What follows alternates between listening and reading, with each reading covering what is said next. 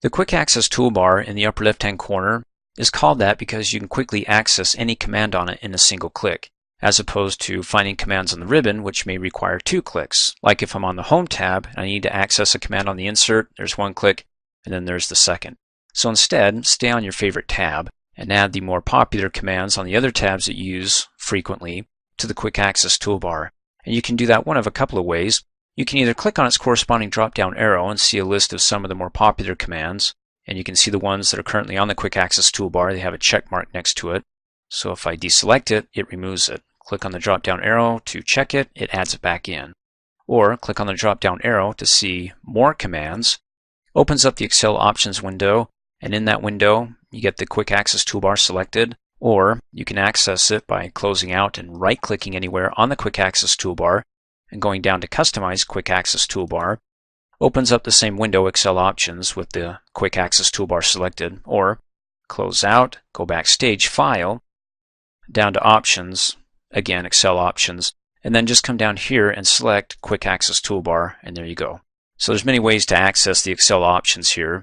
And then you can see we're divided into 2 windows. We've got the popular commands over here, and then everything that's currently listed on the Quick Access toolbar over to the right.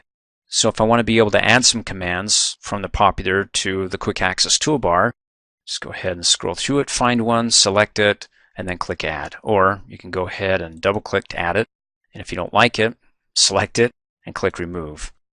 Now over here, these are the popular commands, but if you want all the commands that are available because you don't see yours here, then click on the drop-down arrow and go down to All Commands. Sorted numerically first and then alphabetically, so you can click and drag this and jump right to the P's. Like if you want to be able to insert a picture into your workbook, double click on it to add it over to the right, and there you go. Now when you click OK, you notice the order that picture will be at the end, right after font, which is right after the open folder.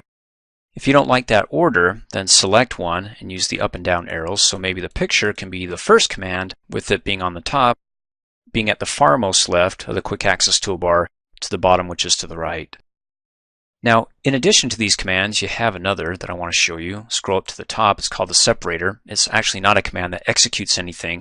It's just what it says. It separates your commands.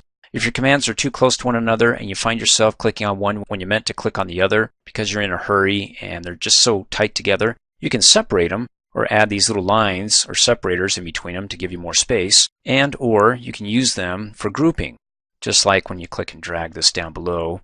That you can see here that we've got this group. That line separates those commands for the clipboard from these commands from the font. So if you have a bunch of commands for the font up here that you added, like B for bold, I for italics up here, you can go ahead and add a line there that lets you know that this group is for a certain set of commands with another line for the next set of group for these commands. So it functions and or. Let's go ahead and take the separator here, double click, add a few here. And then I can take the separator, move it down, so it's just, let's do it before the font, and then click OK and see what it looks like.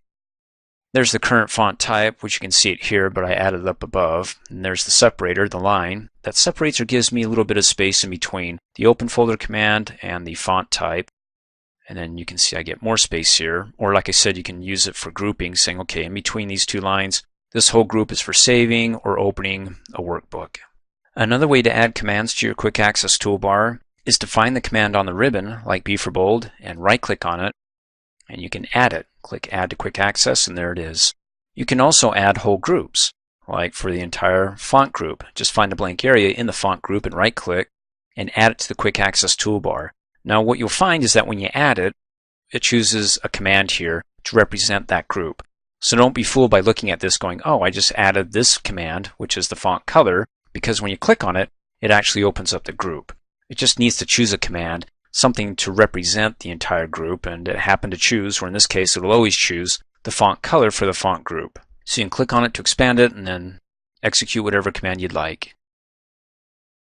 And then finally, to go ahead and remove all these commands from the Quick Access toolbar, probably the simplest way, if it's just a few, is to go ahead and right-click on it and say Remove.